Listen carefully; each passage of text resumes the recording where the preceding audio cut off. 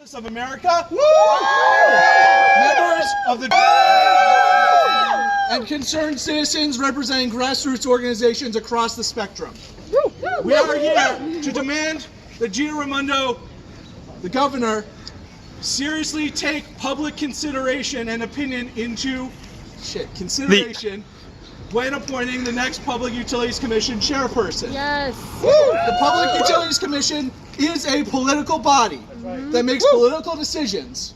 It is not just a bureaucracy. Yes. It makes real decisions that affect real people's lives. Yep. And so the people on that commission need to have the interests of Rhode Islanders, not the interests of National Grid and the other private utility companies in mind. To ensure that happens, we and a coalition of several grassroots organizations and concerned politicians and those seeking office have put together not a set of demands, a set of policy proposals that we believe the next Public Utilities Commissioner needs to have in order to be a truly Public Utilities Commissioner for the people. They're as follows. They lack any political or potential conflicts of interest, professional or otherwise, relating to their role as chair on behalf of the people of Rhode Island.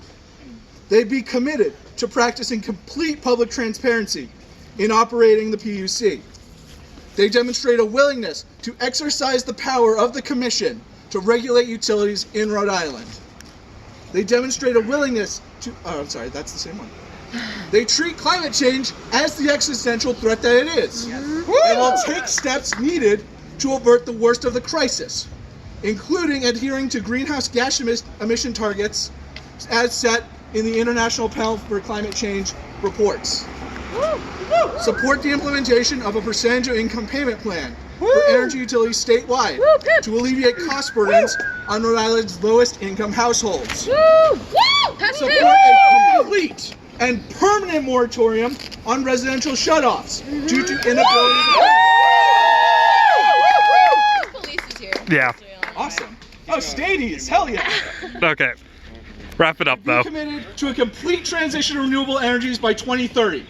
Yes. Be opposed to the construction of any new fossil fuel infrastructure. That's right.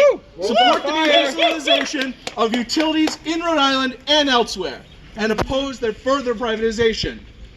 Recognize the necessity of a just transition to a new energy system, one which will benefit those who are being displaced by the closing of fossil fuel utilities. Be committed to combating and repairing the effects of historic and contemporary environmental racism. Just two more.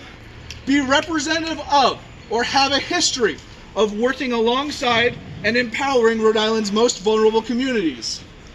And recognize that they serve the interests of the people of Rhode Island, not the corporations, which are too often unjustly rewarded.